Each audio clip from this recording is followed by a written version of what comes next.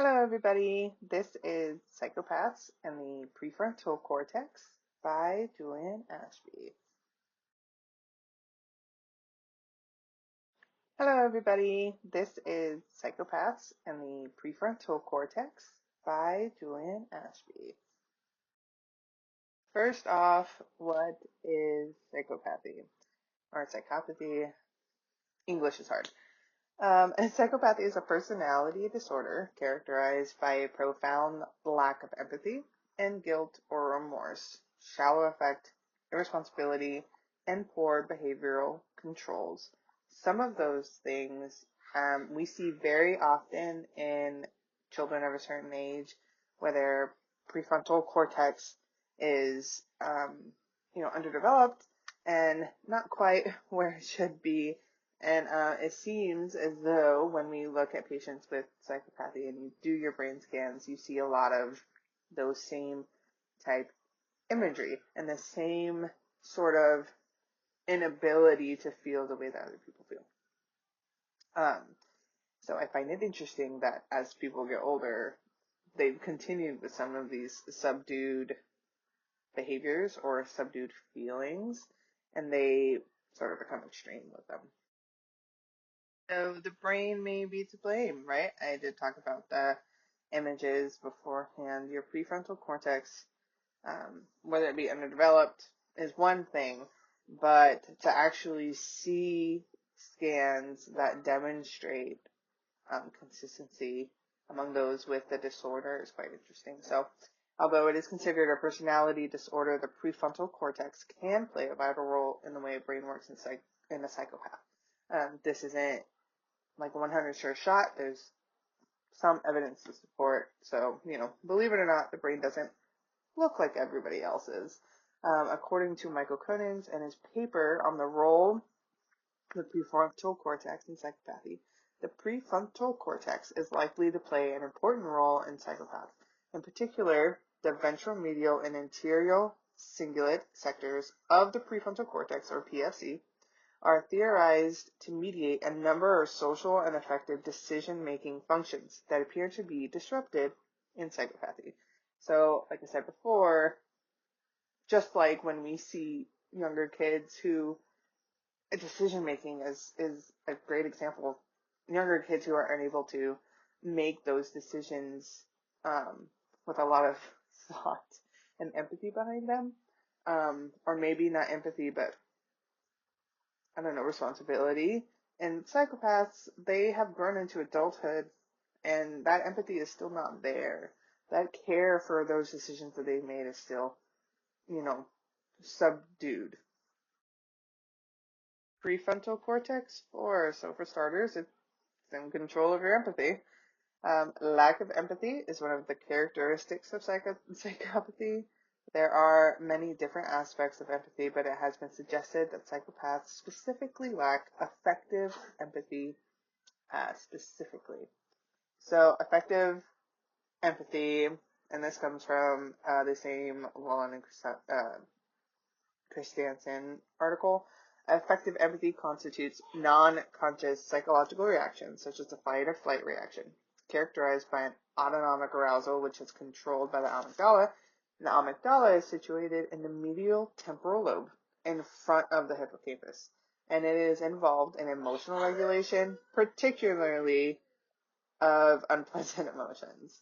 A dysfunctional amygdala has been suggested as one of the core neural correlations with psychopathy. So, I wanted to talk about was compartmentalization and syndrome E, which is, diminished emotional reactivity. In The Brain, The Story of You by David Eagleman, he talks about syndrome E. And it's part of, and I'm going to say this professional's name wrong, is neurosurgeon Itzhak Fried. In Fried's framework, syndrome E is characterized by diminished emotional reactivity, like I said, which allows repetitive acts of violence. It also includes hyperarousal, a feeling of elation in doing these acts. There's a group contagion, which we see in peer pressure, right? So everyone's doing it, it catches on and it spreads, and then there's compartmentalization in which somebody can care about their family and yet perform violence on somebody else's family. And that is a direct quote. So similar to murderous psychopaths, serial killers, we see situations like Ted Bundy. He's a prime example, and it's just sort of the first thing that I thought of because we think about how charismatic he was. Um, he committed extreme acts of violence over and over and over again, and yet he had a family. He had a girlfriend at home with a daughter. I believe it was a daughter. It was a child of some sort. And he was demonstrating a loving and caring home, though, how much of that was faked and not, you can't say for sure because he's gone. Um, and it also states that from a neuroscientific point of view, the important clue is that other brain functions, such as language and memory and problem solving, are intact. So it's not brain wide. This is very specific to a portion of the brain, So is it that this is a behavior that is learned every time? Is this a result of trauma? Is it a result of abuse? Or is it quite literally a part of your brain that is shut off in a way that others is not? And that allows you to perform such, awful acts. Does this have on cognition? Well, like I said, because of that lack of activity in the amygdala, their cognitive control over range of function is greatly diminished. So, in a way, they almost can't control it. I'm sure we can control our actions. We can choose if you are reiterated enough onto yourself that this is bad and this is morally unacceptable. There are plenty of people out there diagnosed as psychopaths who are not out being complete serial killers. But, they cannot actually control some of those functions that are diminished. That part of the brain is not up to them at that point. Why the interest in psychopaths? So the short answer is that I write books. I'm a fiction writer. I do write under a pen name. I do have a couple published works out there. But yeah, I write books. I write thrillers. I write a lot of horror. So this is sort of my my vein of interest, rather. Oh, look, there she is. So this is my book, and this is sort of a self-promotion bit for just like a second. I'm gonna leave this up for like a second, and then I want to move on. Just I wanted to demonstrate just a blurb for anybody who's interested. Pause to read. I'm going to continue. Answer. The long answer is really that it's quite interesting. Understanding and intervening can help save lives. Maybe.